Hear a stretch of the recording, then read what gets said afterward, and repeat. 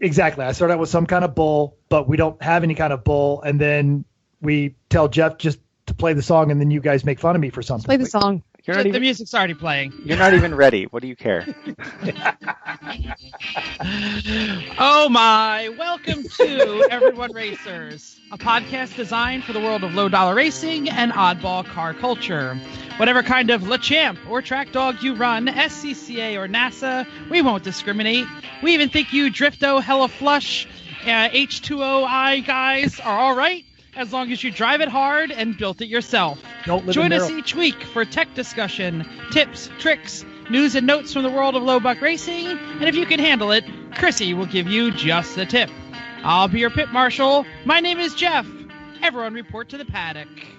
This is Chris. This is Chrissy. I'm Jeff.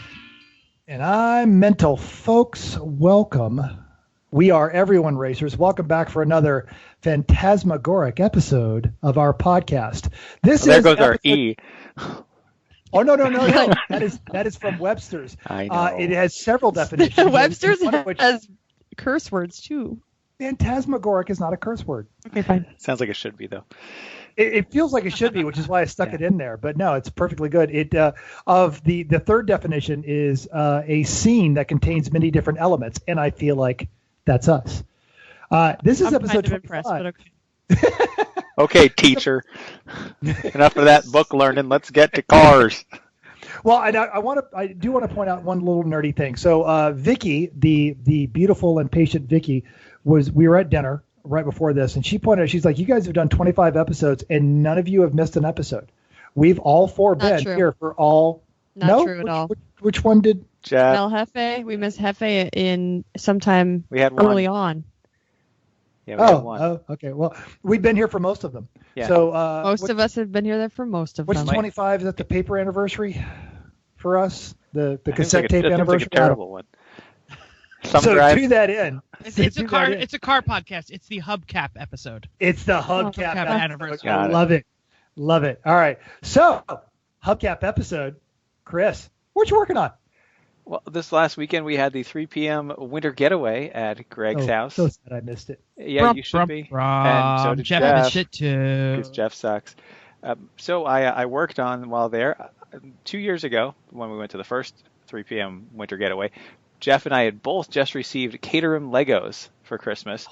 Last year we built Jeff's Caterham Lego. I didn't. Ray, I think it was Ray and Jeff. I was out hooning an ATV on the lake.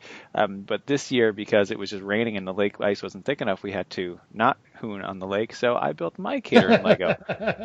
And now, you didn't even have any helpers. You did it all by yourself. I did it all by myself. It was fun. It was a nice time. And now I'm starting to work on converting our bedroom number 4 that we've not touched. It's mostly, we call it the cat's room. And that's now converted into a home office. I'm going to start working at home 2 days a week.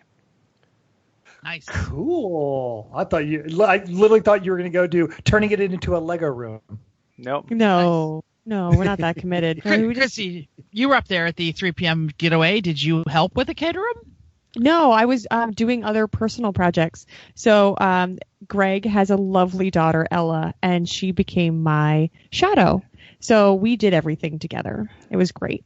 But basically, I came up with a whole bunch of projects. I had like my work computer, and I was doing some photoshopping and some printing stuff. So I was kind of preparing for a couple events that I have coming up. So that's what I did while Chris did Caterham, and your brother made some page for his March Madness thing. So we all kind of just sat around and we ate a lot. We drank. As Chris said, the weather was terrible. It rained the whole time. I think it wasn't bad Sunday afternoon when we were leaving, but played a lot of games. Had a good time with that. It was a good time. We always have a good time. Just getting the race team together. So, and now we're getting back to normal, and we don't have any much travel or any plans, real solid plans for the next couple of weekends. So we're back to cleaning the house and normal stuff around here. Nice.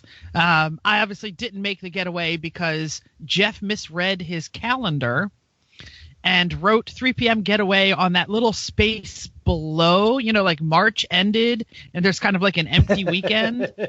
So I wrote 3 p.m. getaway there, meaning like the weekend above it, but didn't know how to read. So I made a whole bunch of appointments that I had to keep this weekend, including both of my mutts traveled to the vet. clean bills of health all around, swimming lessons, furniture shopping, all kinds of domestic stuff that I promised the lovely and talented Jennifer that I would take care of. So that was fun. I did fix the outdoor light that nearly caused the fire. And you can now land helicopters in the middle of the night in my backyard. I got a couple of LED, like $30 lights at the Home Depot. And gosh darn, those things are bright and great little beams. So, yeah, awesome. I love LED. Are they sensor? They are not sensor. I do not do the light dance. Oh, okay. I turn the switch and they turn on. Oh, okay. We like our sensors, actually. Now, but how many critters do you guys have up there? Because, like, I've got a couple of neighbors with sensors, and oh dear God, every time my rat dog or a squirrel or a chipmunk, that might affect SOS. Yeah, I just don't like it because you're out there trying to do something and they turn off, and then you go, you do the robot arms and flail them around, and then see, I just like to do that dance anyway, so it's like it's not a big deal. Chrissy, we are the dancing side of the Three Pedal Mafia. Seriously. Yep. With good reason, though, because you guys are good at it. I wouldn't go that far. We have a good time. We do have a good time. And then I spent several hours at the New Jersey DMV, the worst place on the planet, getting my driver's license renewed. So, speaking of the New Jersey DMV, how's the Citroen title coming? It's right where it was. I know. Can't you call? Dag nabbit. No, it should be here soon. They told me it would be 4 or 5 weeks. It's been 4 or 5 weeks, so when should be is coming the time to call your lady friend? You have a friend there. I will call her if it doesn't arrive in a week or so. Okay. Look, Jeff, we know that you're happily married to the lovely and talented Jen, but I'm just saying, if you need to show a little skin to this girl, go to Rhode Island. We expect you to make it happen. Mental, we don't want to make it any worse. No, we want her to actually file the paperwork. She's not going to throw it away again. Let's change the topic. Mental, what are you working on? Bathroom doors. When our big dog is naughty, we put her in the downstairs bathroom. I'm not a physical punishment type person on my dogs, but because she's very social, the way to get her attention is to lock her away from the other dogs and people, and that gets her upset. But she likes to jump up and scratch the door. So I pulled the door that we had yanked off our closet upstairs, spent the whole week getting it sanded, painted, matched, go to hang it, and it is like a 64th of an inch too wide. Oh. So now I'm refinishing the original door and basically sanding it till the scratches all come out. Just get a plane. Too wide. That's easy to fix. Yeah. Too small is the hard part. just like my personal hero, Leo Rolt, my wood shop teacher, said, wood is magic. You can always take a little bit off. You can never add a little bit. Yeah, which is why we don't do planes. Plane. Doesn't your downstairs bathroom not quite a bathroom? It is now. There's toilet, trim, and everything. Yeah, that all got put back in there right after right after you guys left. Sorry. Cool. I just wanted Jeff to have to stumble upstairs in the dark. No problem. Not an issue. No problem. News and notes time. Well, who's got what? Is it me, or do I have all the news? I think it's all you today. Yeah. And honestly, what's impressive is this is an Elon Musk free episode. Elon Musk. You know what? There was an Elon Musk, and I didn't put it in. What? I demand my Elon Musk news. No, it's okay. No. Keep it going. No. So they recently announced on the Roadkill website, it says HooptyCon news. We've been talking about HooptyCon for a little while now, if you don't remember. That is a Lemons Race, Radwood, Gambler 500, Concourse de Lemons, Arcane Auto Society weekend gathering thingy. Go ahead, Mental. I'm not even doing the story yet. You already got your hand up. Well, and I wanted to add on to the back of it, we're going to have Eric Root back on here to talk that up and talk about a recap of that because, A, we like Eric, and B, his guest appearances are always our most downloaded episodes. Well, he actually wrote the story on Roadkill, so we will throw that link up on the Facebook. But they now have announced 2 extra events. It is the Crap Cans Film Festival, spelled CANNES. And the Great Engine Heat Barbecue Cook-Off. So 2 separate events you can join on your HooptyCon weekend. Yeah. Can you remind us a quick bit of this is a not a lemons race, or this is all extra out of a lemons race? No, it's the end of the Lemons Rally and the Sears Pointless Race.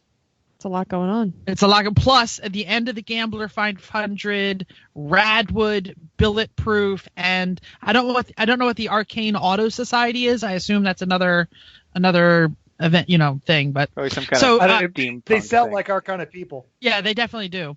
So there's basically going to have a short film showing, and you can give your short film to to Eric at 24hoursoflemons.com, submit to him, and you'll basically show your film to all the other people.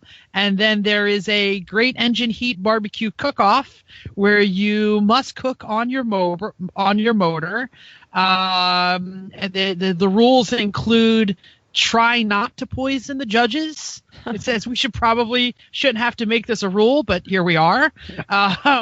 No food classes, no like crap, your car being crappy or good doesn't change. And it's a cook what you brung contest, so there's no specific like must cook chicken, and everyone who is cooking chicken will taste against each other. It's cook what you got, turn it in, don't poison the judges, and we'll give out some trophies. It'd be interesting to see what they come up with. Yeah. Great video on the roadkill of our good friend Sam Sog, and his diesel Jetta sous vide cooking setup in his trunk. I don't know exactly what's going on there, but now, is he going to do that, or because he's pretty hooked on Furkel, which did really well at Barber, and he loves that Porsche. And who could blame him? It's wrong pretty awesome. coast. Wrong coast would be coast. quite Yeah. a I trip. mean, he is dumb enough to do it, but On his Grom, honestly. yeah. You can't So, cook on the Grom. No, you can't cook in the ground. Well, I don't know. It's air cooled. You could throw something on there. Don't dare him. Hey, You're right. Come on, how many cold days have you ridden your bike and stuck your hand in the cylinder head at a stoplight? Oh, when I had the BMW, absolutely. Oh, yeah. Those were my hand warmers. Yeah. So this is a bit of an East Coast thing. I'm going to move on to the next story here. And Chrissy, you might have to help me out because you were a Volkswagen person back in the day. But there's this event. It's been called like We didn't hear it, Chris. Waterfest. Do it again, Chris. Woo, woo. Hey, hang on, bro. I got to go to sideways because I'm going to scrape, yo. Yeah. Yeah, So that happened. Hey, you want a Zima? there's this event called H2OI in Ocean City, Maryland. It used to be called Waterfest or something. That's it. different. Or is this a different event? Oh, no. It's Chrissy, help me out here. Chris, Apparently you're mental waiting. is- I'm waiting for territory. Go, Chrissy. Apparently, mental is the know-it-all of these No, events. I'm So- sorry. Okay. I'm sorry. Okay. Shh. So H2O is in Ocean City. H2OI is international. Not sure that was international, but yeah. So that was always in Ocean City. Canadian and then, guy. right? And then Waterfest is in Freehold at Englishtown. So two different events. Okay, so give us a quick 2 sentences. What the heck is H2O? H2O is the event that they have on Ocean City, the Strip, and every hotel is full of flat-brimmed, tiny jeans, vaping. Then they're not vaping. They weren't vaping in 2006 when I went there, but plenty of drinking. The like drag racing, I didn't feel like that was so prevalent, but I think that's what this article is getting at. But basically, it's a car Volkswagen's not show. that fast. No, Yeah, right. Yeah. Some of them are. I mean, not It's great, super bro. fast. But So basically, there's I guess there was drag racing, but it was just a whole bunch of Volkswagen enthusiasts Cruising. bringing It was a lot of cruising, and it was a lot of just walking around different parking lots, looking at people's cars, take pictures, that kind of stuff. Yeah. Hold on, Mental. I do want to mention that this is commonly referred to on the internet as the most ticketed car event on the planet because the Ocean City, Maryland police have been known to just I don't know, throw the tickets out like they're at a strip club. They're like making it rain on all the guys. It's just Yes. Well, there's plenty of things to do so against, because Maryland inspections are pretty mean, and everybody just makes their cars up, and there's usually a lot of things to. Who knew And Coke wasn't something that was going to pass inspection? Heck yeah. And as I was going to say, as the Ocean Springs Police Department calls it, fundraising week, because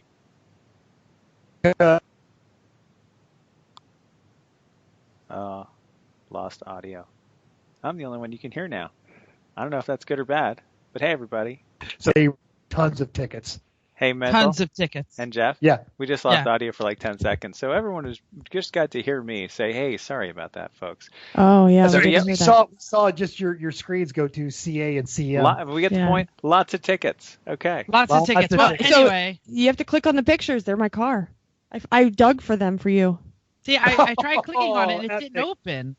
You have Epic. to copy and paste. Copy. Well, anyway, so there is a new law because the old laws weren't enough. So there's a new law here, and I'm opening it up. The 2 new bills have been marketed, have been put on both houses in the Maryland state laws, and they basically are going to allow any municipality to set up a no fun zone, like a construction zone, and they're going to be able to give much higher tickets and much more expensive tickets, and including taking your car if you get any kind of speeding in these areas. And they can also reduce the speed limit to 15 miles an hour. So $1,000 fines. 15. It's hard to go Yeah. down the street at 15. And any How person is- who causes bodily harm to another person in these zones, a fine not to exceed $5,000, and can face up to 3 years in prison. None of this surprises me because it is. I mean, I'm sure other groups do something like this, but it's just a bunch of this enthusiasts with the same group, and there's drinking, there's probably drugs, and they take over the whole town. If you've ever been to Ocean City, Maryland, it's Yeah. no, but it's a strip. You can't. It's 2 roads or 1 main road with hotels on either side, and destruction happens. I'm sure fights happen. There's probably death. I just didn't see. Yes, but they're some flat other billers, city not so- just- how has some other city not stepped up and said, hey, you Or vaping, we'll take it. money spending, bartending, guys, come stay in our town. Here's a big empty parking lot. Sure. We'll contain your lunacy like Panama City Beach or, I don't know, the Strip in Las Vegas. Because it just seems like they're going there, making their lives harder, and then eventually they're going to turn this crowd away, and they're all going to go someplace else and drop that tourist dollar someplace else. Yeah, they might. Except we've been going there for ever. Those pictures of the car were there from 2006, and I used to go there in 2003 or 4. So Wow. All right. So all you Drifto Hella Flush guys, keep it down. Next story. Who's got something? Mental. You got the Walter Mitty coming up. Found out my friend Adam Diamond. We talked about him here on the show before. Adam's going to be driving in the SCCA race there, and me and my friend Dr. Vlad Pop are going to be his pit punks, and we're arguing over who's going to wear the hot pants and hold the umbrella. Right Nice. now, it's Awesome. Vlad, because he looks better. I think both of you need to Oh. wear the hot pants. I think so too. Mhm. Nice. So if that's the end of news and notes, let's get over to listener feedback. I got the last one, so you guys go ahead. Chris or Chrissy? Yeah, the dishwashing fairy Steve sent us an email that now that we've gone through 24 episodes, that he lamented that he's wasted an entire day of his life listening to 4 of us talk, and that's a real shame. But also that he's found that the podcast works perfectly on his commute. It usually ends right as he's pulling up to home, so he appreciates that. We'll try to keep our rambling to a minimum, Steve. You're right. And so we heard from Greg S, aka that Greg, who left That us an Greg. awesome. Yeah, he left us an awesome review on iTunes, which is super exciting, and thank you. Get the sticker. Yep, he wrote to us to introduce himself, so thank you for the review, and you will be getting your sticker shortly. Did he give us an address? Yes, He Yes, did. He did. Fantastic. He did. That's Yeah. kind we're of going to important. try not to broadcast it to our dozens of listeners. Yes. So Mental, go on. You got So, one from Cal, right? Yes. So Cal Denisi, chief instructor at Extreme Experience. Chief, he finally got a hold of us, and actually we got a couple of good things, some Facebook feedback on the trailer episode, some good knowledge on that one. So we appreciate everybody that sent us message, and Cal said you just listened to the trailer episode, and it's completely possible we're going to have Cal on here as a guest, because Cal's an established racer, very skilled racer, a annoyingly good driver, and really great guy, and then also he could talk about some stuff that he does with Extreme Experience. So thanks for the feedback, Cal. Love to have you as a listener. What did he say, Awesome. Mental? You didn't actually say what Cal said. But he said something. If you ever need a guest on your podcast, let me know. Love the trailer episode. There we go. Fantastic. Awesome. I have a quick bit of feedback. We got it was also from Steve, the dishwasher fairy. He mentioned that he also agrees with all of us but Chris that if you grab a dog's tail, it is not going to go straight.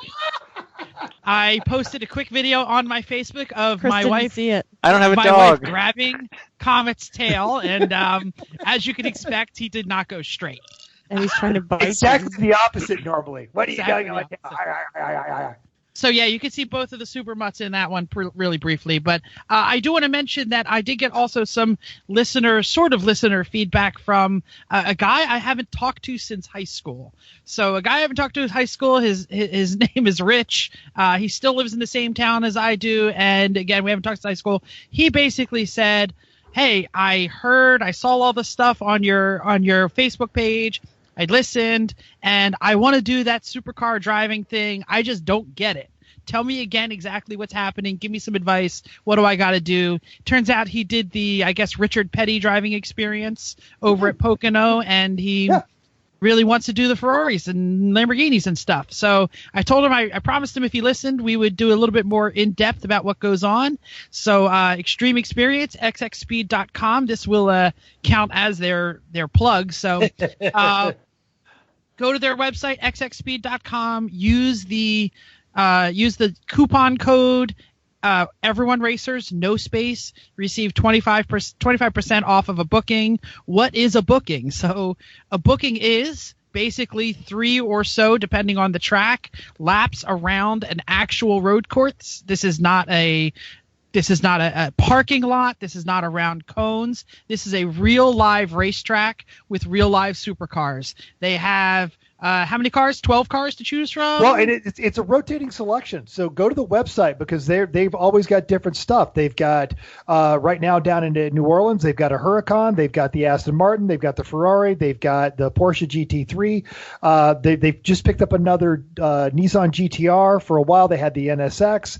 Every now and again, they'll grab a Corvette. So we highly recommend you go to the website, shop around, see what you like, see what excites you, check off that car I would never own, even if I had the money in real life, on a racetrack kind of experience.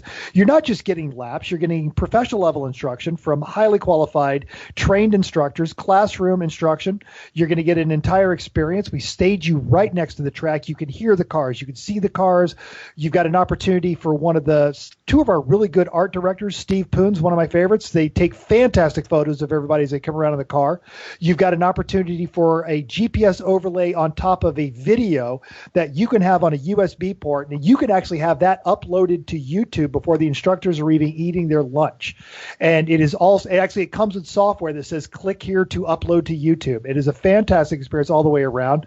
We've got t-shirts, we provide you with everything, the helmets, and then for just a mere $45 extra, you get a ride in one of the lead cars. That's actually what I was going to plug. You That's got the to way to take go. the ride You along. gotta take the lead car. And even if you're not driving, if you're there because you bought it as a gift, or you're there just to provide moral support, then the two of you guys get in there and do that lead car. I like to tell the story. My brother came down to one of those experiences, and I got him in the back of a lead car. And for the next 3 months, every time I would go off to do one of the instructing events, he'd call me to make sure that I was okay. Because as he was driving in the lead car, he's like, that thing just doesn't follow the laws of physics. That car should have sit on the road. I don't know how he kept it on the road with all those people in that car. He just did. He was talking about Stu Warner, who is a phenomenal driver, and I was also one of the instructors. And it was just another day in the office for Stu. Yeah, I gotta tell you that I was this quick story, xxspeed.com, go get your thing now. But I had someone who had a lot of experience. He was in, I can't even remember what he was in, but I got behind Stu. We were behind the lead car, and I was like, Stu, this guy knows what he's doing. You really got to get out there and put the whip to it. He was in one of the modified Evos. This is at New Jersey Motorsports Park. We were following. Stu got comfortable after a couple. He really put the beans to that Evo.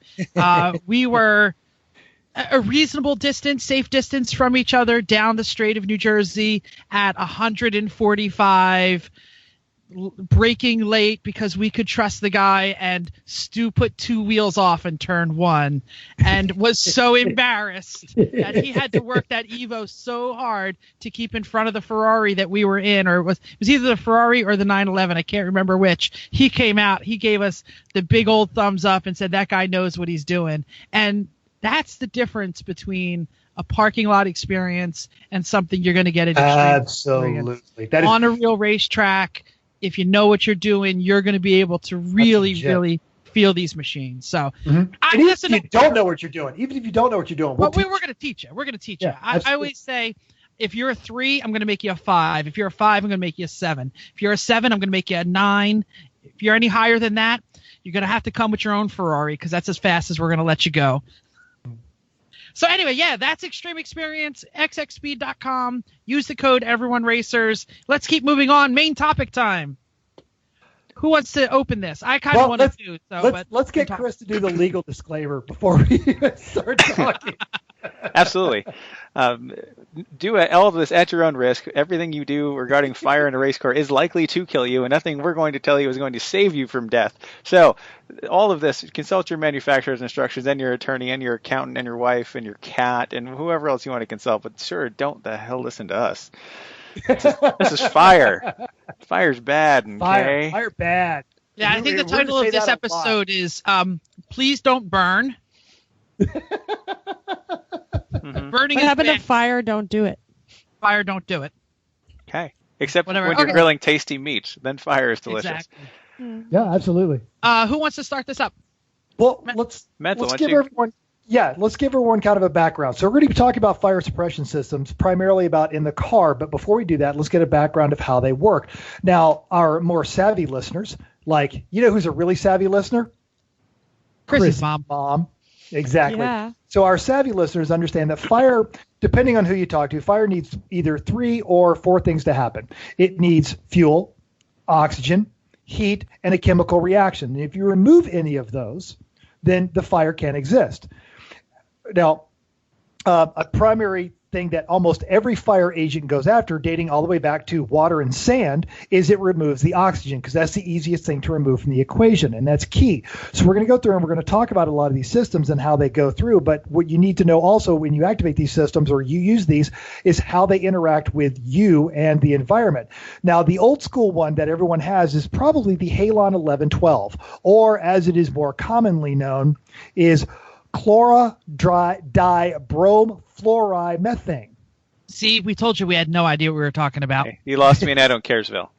Yeah, I don't care. Keep it relevant. Now, the way all of these work is they displace oxygen, and that's cool because it takes away the oxygen from the fire, but it's also uncool because it takes away oxygen from you, where you are. I was at a WR race this year at the last March in Road Atlanta, and a car had their fuel system catch on fire. The guy immediately pulls it off to the track, gets it against the wall, activates his fire system, and gets out of the car. Now, the track response was getting right there, but racers are helpful people, so we all grabbed the trackside fire extinguishers and we're running down there because the fire was pinned against the wall in the car, so we were all trying to spray it down. And the guy who's in the car comes running over to me screaming, I can't breathe, because he'd activated his fire system in his car and it displaced his oxygen. And so inside of his helmet, he had nothing but carbon dioxide. So we had to get his helmet open. He's like, oh. So it's one of those things. Now, halon has been banned because it is a carbon-emitting fluoride. But because it's been banned, you can't dispose of it. So a lot of fire extinguishers still have those in there, and you can still use them responsibly. Just understand, in a confined space, you're not going to be able to breathe. You don't want to breathe that stuff at all. What'd you say? I thought, Chrissy, you looked like you had something to say. No, not at all. Nope. I was moving some of your information because that's later in the show. So I just removed. Now, most of the tracks, you'll always see fire extinguishers in the pits, and most of those are carbon dioxide, usually 10 or 20 pounds, and those are fine. Don't use those in a confined space because, again, carbon dioxide, that's a modified oxygen molecule. You can't breathe it. They've got some new stuff, Purple K. It's very effective, and you'll see a lot of the response vehicles working with. Now I got barky dogs. That's what you see. We brought him a steak bone, so they're all fighting over it. Now, Purple K is really good, and a little bit goes a long way, but it doesn't get along with your ABC-style agent. So we had that exact same fire at AER. So we were all using the ABC fire extinguishers on the fire, and the truck came over and was trying to put it out, but they had a steady stream of gasoline coming out of the tank, and she had to ask us to stop because the ABC wasn't working because it was being offset and floated away by that. Real bear to clean that stuff up, but when you've got a lot of fuel, that's a good one on there. Compressed air foam, which is what you should be using in a lot of your onboard systems, but sometimes people still use the old Halon 1112 or CO2 systems when they hook up to that, and I believe, Chrissy, you've got some stuff on that later? Talk about that later? No. All right, you've also got the infamous AFF foam suppressant used on a large scale to dispense for a vehicle with a pump and that sort of thing. And then finally, you've got Cold Fire, which is a trademark, and it's a foam agent, but it's really cool. It's plant-based. It's good for the environment, but its delivery system is water, so you can't use it on electrical fires.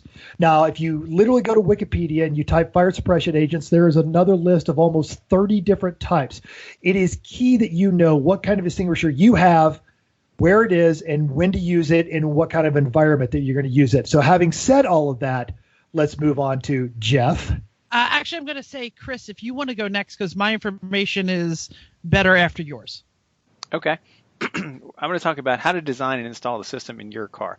And this is based on reading the instructions from several manufacturers and from doing it in our own car as well. We have in the Civic right now, we just ordered one for the Ombre, a Spa Techniques AFFF system. We ended up with a 4-liter tank, so it's a little larger than necessary. But when it comes to this kind of stuff, more is good. When you more is always good. You need more. So first off, follow the manufacturer's instructions. That's critical. Everyone has its own little individual quirks, but we can talk about some basic things. Number one, you need to pick a suitable location for your bottle. The lines and the cables and wires have to be able to run cleanly without sharp bends, without any near any spots that are going to damage them, and without being right along any major combustible areas like a major battery cable or something like that. You want to keep them away from that. Lines. Or fuel lines. Yeah. Right, exactly. Keep the bottle out of the way so it's not going to get hit when you're throwing stuff in the race car at the end of the weekend, or someone accidentally steps in. You don't want them to bump into the handle of the fire system doing it during a fuel change and set your system off. So keep it in a place that's protected. The bottle ideally will face forward to backward in the car with the bottom toward the front of the car. And there's a reason for that, is that the pickup tube in the bottle goes all the way down to the bottom. And odds are when you're setting this thing off, you're probably going to be braking or standing still. And when you're braking, all the liquid in it is moving to the front, which is the bottom of the bottle. So that's where it's picking up. Chris, that is an awesome piece of information. I am so glad you just said that, because that's something that we didn't even think when we put our first one in. Well, we didn't have a whole lot of options. We didn't have the room. Yeah. We didn't have a lot of room, so we ended up going sideways, which is okay. But the thing you don't want to do is put the nozzle end forward, because then when you're braking, all the stuff's going to the top and it's getting away from the tube, and you've got nothing. So keep that away. Interesting. Yeah, smart. Let's see. Make sure it's visible to tech inspectors, because they're going to want to see the little the placard on it that shows when it was filled, and the gauge that shows that it actually still has something in it. So it needs to be somewhere visible. It has to be really secure. This is a big, heavy thing, and if you hit something, that could be quite a projectile. So mount it to something secure, not just some real basic sheet metal with some 1/4-inch washers. Put some heavy-duty hardware behind it. Put it in a spot where it's not going to move around as much, because you don't want, like the same way you would with a battery. You want to, it's really similar in size and shape and density. You want to make sure it's not going to hit you if you hit something else, even if you're not on fire. That'd be a sad thing to happen. So when you're mounting the handles, or the buttons, whatever you have, because some of them are mechanical, where you pull a lever and that activates a cable, which activates the handle, or some of them are electrical. So when you push a button, that activates it. Some of them are automatic based on heat, apparently, too. We have the old school pull the cable, it works system. Make sure the handles are in a place that you can get to them, and more importantly, that a corner worker can get to them. So they usually come with 2. We've Yes. got one mounted on the center console right in front of the shifter by the gauges, very clear, and it could be reached from, someone reaching in either side of the car could reach it, and the driver can reach it very easily. It's not far from the kill switch. It's right in a good spot. And the other one we have mounted, because this is where it worked for our car, on the passenger side, right by the window on the roll cage. So it's about 2 inches inside the window. So a corner worker doesn't have to reach into a burning car to get this to shut off. It's right there. You've got to put stickers on to show where that is to help the corner worker know where to pull the handle there. So that's really the biggest thing. You also want to mark it, put the handles in a spot where there's no one that's not going to accidentally pull on them or just get their jacket caught on it. Hit them. Exactly. So that, like we said before, you don't want to discharge this if you don't have to. Now, when you run the tubes and nozzles, remember, you want to protect you, not the car. Forget the car. This is not about saving the car. This is about buying you a few extra seconds to get out. So you want to point the nozzles at the things the fire is likely to be sourced from, usually fuel, and to protect you. Yes. So keep the nozzles in the area of fuel lines, the fuel rail on the motor, if you have a fuel pump in the car, fuel cell, whatever is pointed at any of the spots the fuel might come out. And then point 2 of them at you. Keep them down low, though. Remember, with all this stuff, you don't want to spray at the top of the flame. That doesn't do a damn thing. You've got to keep it at the base of the flame, just like they taught you when you were a kid. Learn how to use a fire extinguisher. At the base of the flame is where you put it out. So get 2 nozzles at you. That's what we did. They're pointing. Actually, one of them is on the gauge panel, so it's pointing at the driver on the right side. The other one is hanging off the dash bar on the cage on the left side, angled down. So it's pointing 2 sides of the driver. We've got one in the cell box of the fuel cell, one above the fuel cell spraying right on that, so anything that came through the top of the box in the cell. And then we have 2 on the firewall spraying right at where the fuel filter is, and all the connections in the engine bay, and then one that gets more toward where the fuel rail is. So we're trying to get all the spots that fuel might actually leak or be coming from, and the driver. Hi, Chrissy.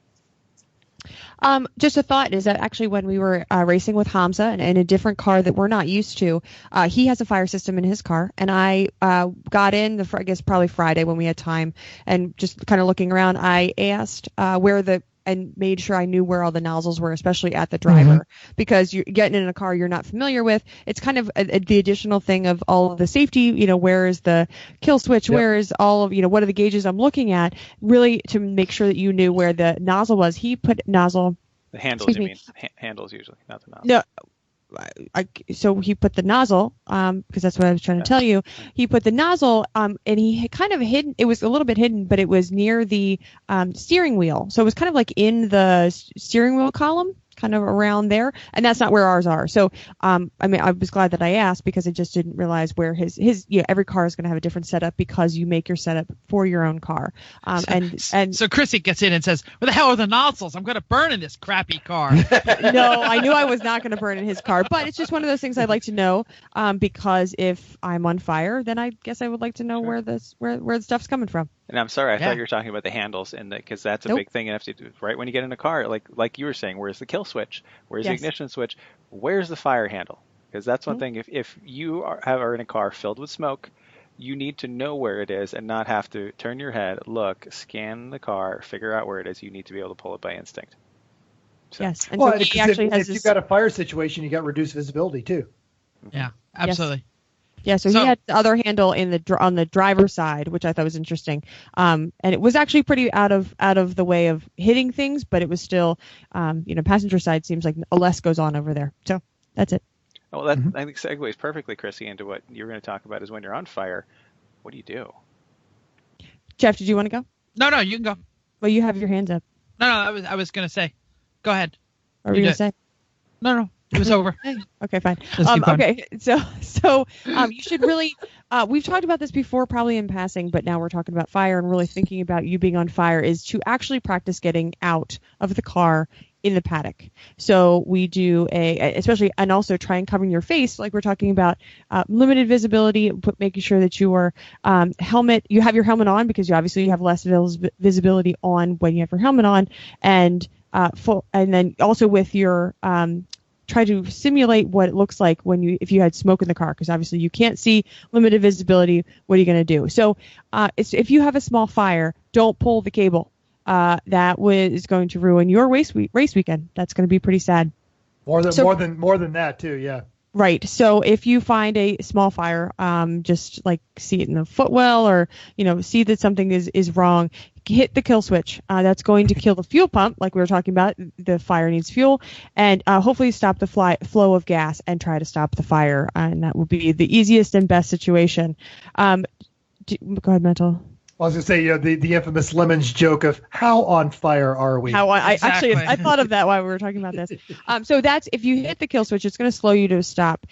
As you're slowing down, get off track, or at least off the racing line. That's going to make everybody's weekend much more pleasant, and they're not going to be super pissed at you. But try to get off the track and get near a corner work station if they can, just so they know what you can kind of use hand signals and make sure that that they know you're okay.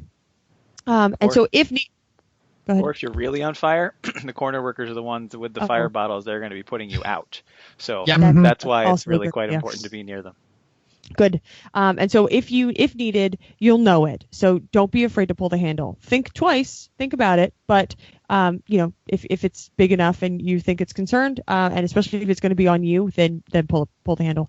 And this is the only time you're allowed out of the car. We definitely saw somebody get out of the car at Atlanta, or wherever we just were. So don't get out of the car except if the car is on fire. And so if you're in the paddock, use a handheld one. Oh yeah, use a handheld one. So the one that's around, and use that one, but don't pull the cable if you're in the paddock and you're on fire. That's it. Very cool. And when you're practicing getting out of the car, not just with your helmet on, but wear all of your gear. Especially, you need to see what it's going to feel like. Like, you have your gloves on, you can't feel what the latch is like on the seat. If you have something in your helmet so you can't see anything, that's what you're going to be like. You're going to be fumbling in the dark. How do I get out of this car? And I can't feel, I can't see, I can't do anything. Yep. I think the last time we practiced, we stuffed red rags in my helmet. Yep. Because you didn't want to peek at all. Yep. Can you do it with no visibility? All right, I think it's up to me. I'm going to talk real quick about like Simon Sinek, a great leadership author, says, start with the end in mind. When you're building your car, let's build it not to burn.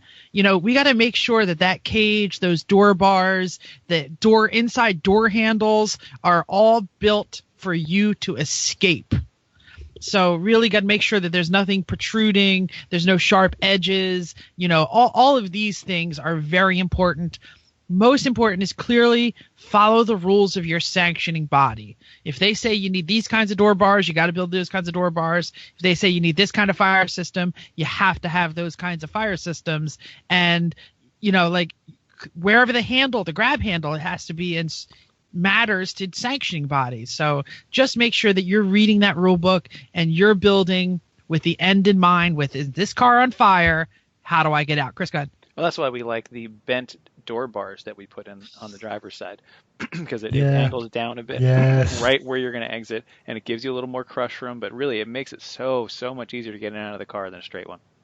Yeah, absolutely. It really does. Commonly referred to as NASCAR door bars, I believe. I don't know if that's an actual term. Ours aren't NASCAR style. Ours are a modified X, but they work great.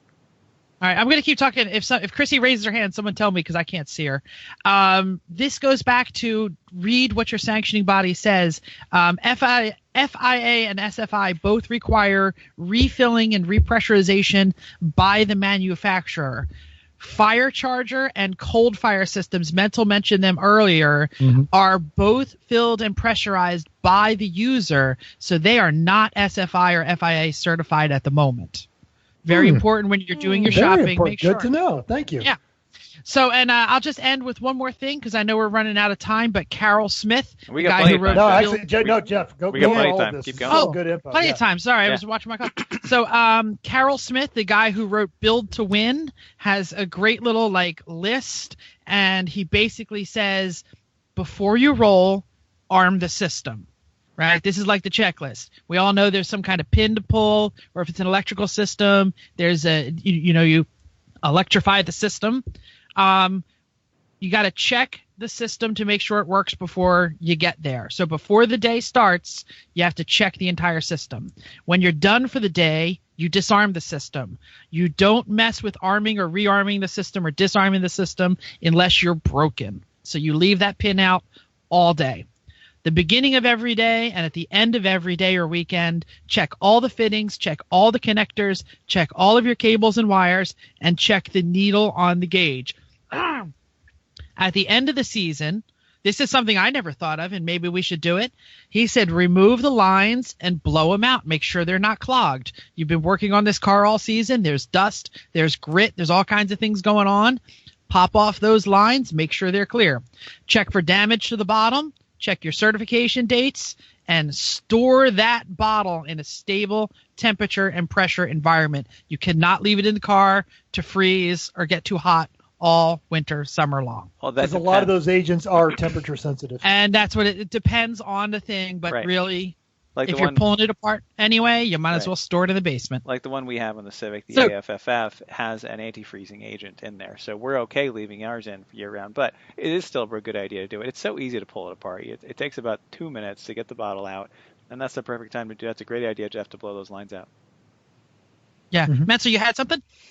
Well, yeah, exactly what you wrapped up there, because several of those systems that we were going down the different agents, where to go, when Jimmy sent us that litany of information, is the compressed air foam is, unless the AFS system that you have with the anti-lock, but the compressed air foam systems are temperature sensitive and they can freeze at temperatures, and it just comes down to knowing what that. And I want to go back to something that Chrissy talked about, and it was knowing where those systems are, being familiar with the car, but also we're in the type of racing that we do, we're also always the pit crew members. We're not just the guys in the paddock, but we're also the ones on the pit row as well. And I've had to fight fires on pit row, and I've had to fight fires in the paddock. And it's such an easy thing to do. Just while you're sitting around drinking a soda or whatever, or having the breakfast, or strapping that first driver into the car, look around. Where are you going to go? There's a fire. Which extinguisher are you going to grab before you go hauling over there? Because it comes down to wasting precious seconds. And Chrissy, you brought up a great point about know it. And then when you're done knowing it, know it. And it just takes a little bit of repetition to memorize it for the weekend. Go, Jeff. I have one more thing that Carroll Smith wrote in his Build to Win book. And he said, double disarm your system. If you ever take your race car to a car show, or you're doing media pictures with kids in the driver's seat, he says, Pegasus said, we fill a lot of bottles because some kid said, oh, what's this button do? It's a pretty nice button. Yeah. Unless you have a water-based system and you're going to H2O Fest. Yeah, exactly. You might want to keep that on. That's actually part of the wet T-shirt contest. It is. But honestly, the pin in the system could still be activated if you knock the handle off, or if someone rips a tube out. So, double disarm that system. Yank the bottle out. As a high school teacher, never underestimate the industriousness of a young person when they want something to go off. So I just want to mention that I got a lot of my information from Pegasus. Pegasus, hashtag you should sponsor us, has great articles about picking a fire system and living with a fire system. So, we did a lot of research for this. We are learning just like everyone else. So hashtag your results may vary. Hashtag don't sue us. We bought a lot of stuff from Pegasus over the years. They always have a lot of good quality stuff. Fast shipping too. They really do. And yeah, they genuinely should sponsor us. And if I'm not mistaken, here's a Pegasus hack. Yeah. If you order more than $200 of stuff, there is randomly buried in their website a coupon code that you can put in for a free T-shirt. That's kind of like you found the Easter egg. Here you go, and it's a really nice, thick quality T-shirt, and it's the only coupon code they have. Yeah, I had no idea where you got that from. That's an impressive level of nerddom on the half, and we say that with a great deal of respect. Well done, Pegasus Racing. Yep. Or well done, Chris, for digging so far to find such. Chrissy loves to save, so I always try to save just so I can tell her, Chrissy, I saved on this. And I love coupons. Exactly. Okay. Well, there's our first set of advice on how not to burn, or please don't burn, or whatever. Does anyone else have anything else on this topic? That's you got your hand. I know, and of course, Mental has something to say. My last year in the Air Force, because my Air Force. Oh, wait, an Air Force story. That's different. Yeah, I know it happens. My last year in the Air Force, flying, not the year that I was deployed, I spent an unusual, just the airframe's getting old. We spent an unusual amount of time on fire, and no one ever got hurt because Why are you not instilling me with any amount of confidence in our American military system? Oh no! The American military system is fine. The maintainers and the crews are fine. It's just that no one wants to fund. No, everyone wants to fund a fighter. No one wants to fund the big ugly fat kid. But so because we just didn't have the money, but we constantly always drilled. Every flight you had to have an emergency drill. What do you do? What do you do? So when we were on fire, we're like, okay, well, and you routinely went through the checklist. I love the idea that you guys practiced that where you stuffed red rags in Jeff's helmet. That's brilliant. Because now it's muscle memory. It's going to stick with it, and one of these days might keep one of you guys alive. Yep. The very first thing I did at Road Atlanta when Bert showed up is I said, "What kind of belt buckle do they have on their harness system?" That was at Barber. You're talking about Barber, yeah. At Barber, yeah. And it was great because it was the same kind I have because I hate the duckbill. I love the cam lock. I like the duckbill if you're trying to get out in a hurry because it is one pull, and I mean the yanking away of it like clears the belts from your body, but it is a bear when you're trying to get in that car quickly. Yeah, I think all of our cars are currently cams, so it was just the muscle memory is still there. Well, we have the exact same system in our cars, so that no matter which of our cars you're in, it's easy to grab it and go. So. That's a smart system.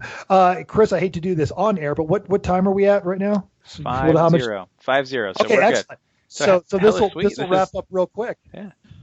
If we want to move on to the next segment. I think it's time for Hella Sweeter But Terrible. This is a mental question of Hella Sweeter But Terrible. So, Mental, why don't you walk us through what is the Hella Sweeter But Terrible decision you have this week? Well, it was funny because I threw this up on several Miata groups on the Facebooks and on the Craigslist.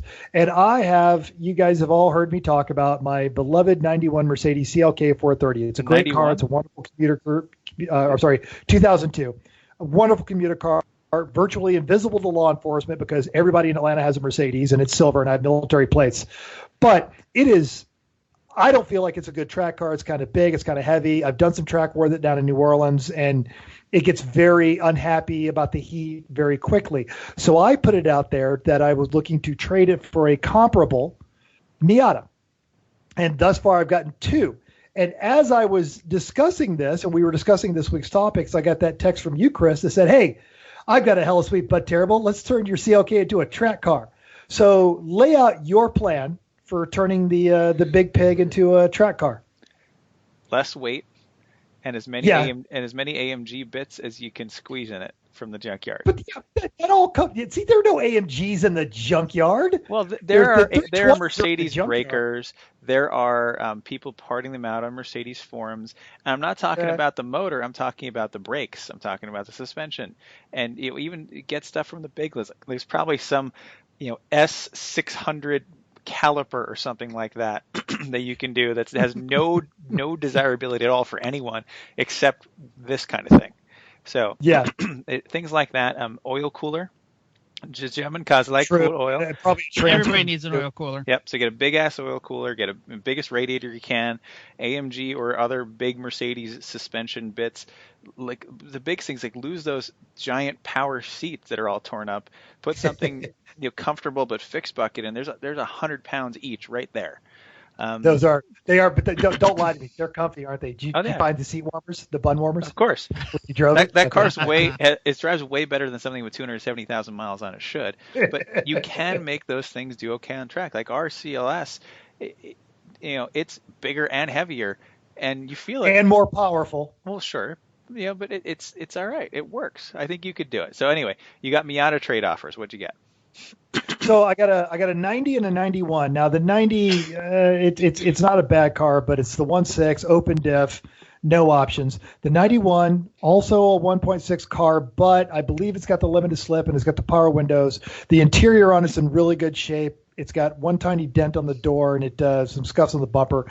It's red and it's got this god awful Fast and Furious bolt-on spoiler on the back of it that's just got to go. But other than that, it's pretty good. Jeff, what do you got? Because Jeff, you've got a Miata, so lecture me. Actually, no lectures. I just need some clarification before I can make my judgment. Is this going to be a track track car or a track / take the wife to the ice cream parlor on the weekend car? Is this you every now and then you drive the track car to work? Like, what is the end goal for this thing? It's the every now and again drive the track car to work, get back into instruction, HPDE with NASA and Porsche Club and some local events here in Atlanta. Not comfortable commuter. The wife will probably never want to go in it, but when we move this summer, we're getting her a proper vehicle, which means I get the Super Bourbon back. All right, that helps me out a lot. Ultimately, it will be an absolutely insane, fully caged, but still street legal car. So an NA Miata, which both of you brought up are an NA, is a but terrible car on the street. It is a great track car, and it's a great Miata. It's the best Miata. It's the worst car. You understand where I'm going at here? All three of you said yes. So yes. Oh God, I've got to hear this. They are tiny. They are tinny. They are underpowered. I love every second that I drive it, but it's and the interior's not good or terrible or they fall apart. Terrible. I don't think the NB is any worse a Miata. But it's so much better every day, and I had 3 NAs over the years. Okay. And I had the NB, and the NB was so much nicer, but it didn't lose any of its Miata-ness. And especially you get an NB, you get the 1.8. Sometimes you can get the variable valve timing one. It's easy to find a limited slip in any of the 1.8 cars. The top, it's got the glass window. The seats are more comfortable. Like if I were going to put actually any money into a Miata, it would be an NB. And like the suspension design is better. The rear suspension, all the NA guys put NB stuff in their NAs in the back. The brakes, they have the big sport brakes on the NBs. Everything about the 1.6 just kept getting better over the years. For those of you listening at home, Chris is fighting the hiccups. Yeah, it's been fantastic. I went on a nice run outside today and really kicked my ass. Now I've got the hiccups for the rest of the night. I would tell Chrissy to go in that room and scare you, but you'd see her coming. I would, yeah. So yeah, I am not down for trading the Mercedes for an NA Miata. And I think an NA Miata makes a terrible vehicle, and I drive mine a lot to take out to the, and mine is terrible. Let me make no bones about it. It is pretty bad. It's not a comfortable car to take out for ice cream or to commute to work every now and then. Chrissy, please. I think let's do a final roundup on that. What do we think? What Chrissy hasn't expressed her opinion other than they're tinny. Oh, I agree. Miatas are wonderful. NAs, I drove boat Babe Rally in an NA, so I completely understand. And it is fine if it's prepped. It had no interior, and an NB was better in every way. So, okay. Yep. Okay. So around the horn, everybody hates your idea, Mental. Yeah. So the conclusion is don't trade, keep the Benz, gut it, strip it, turn it into a track car until it. I didn't say that. I said don't trade it for a 1.6 NA. You can get rid of it if you want, but if you're going to get a Miata, do not pass go. Go to the NB, and there you go. Okay. So there it is. Mental has great hair, but bad taste in Miatas. Let's move on to our favorite portion of the day. It is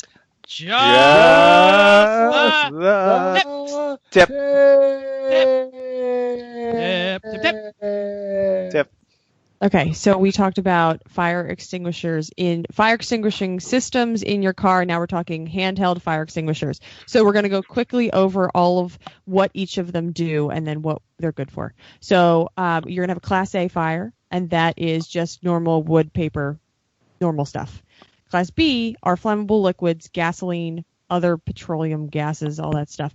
It includes propane. Hell yeah. And propane accessories. And accessories, yep. But so Class C fires are the energized electrical equipment, computers, and servers and monitors and that kind of stuff. But the ABC is what is important to us. I know Mental talked a little bit about that. So D are for combustible metals, magnesium, stuff that you don't usually see in normal days. Except for Mental's airplane. Sure. You can tell us a story about that. And Class Ks are cooking oils and greases. So the fire extinguishers we use in pit row in our paddock are ABCs, which are good for most, and they're going to hit all of those different kind of fires that we talked about. Just make sure they're charged. That's the biggest thing, is that there's so many times where you say, well, there's a fire extinguisher over there. It must be fine. The last thing you want to do is have a fire or think you have a fire and you're ready to put it out and your fire extinguisher doesn't work. So I feel like I have walked around our paddock, and have found a couple of them that are not working in our paddock. Hint, hint. Yep. What are you going to do about it?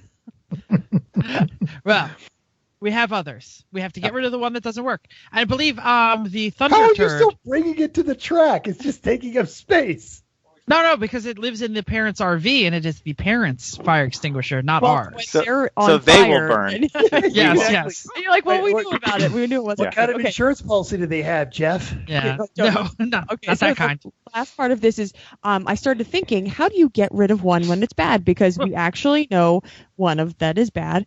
So if your extinguisher is partially or completely full, start releasing the pressure remaining in the container. Everything that I found said this, is making sure you just get the pressure out.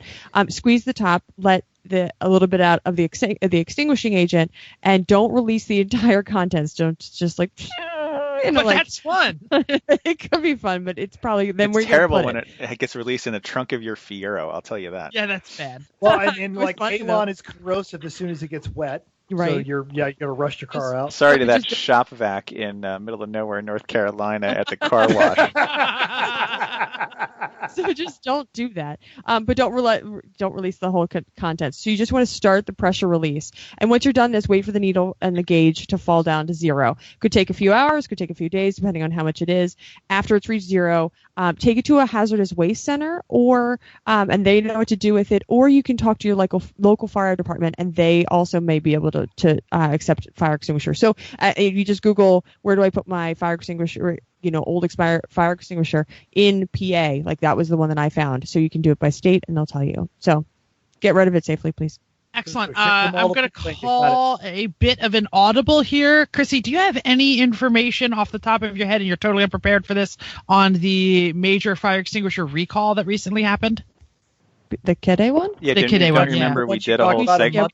We did a whole segment. I didn't remember that was on the podcast. Yeah. And actually, like, had listener feedback that said they checked ours, and I checked the one in my RV.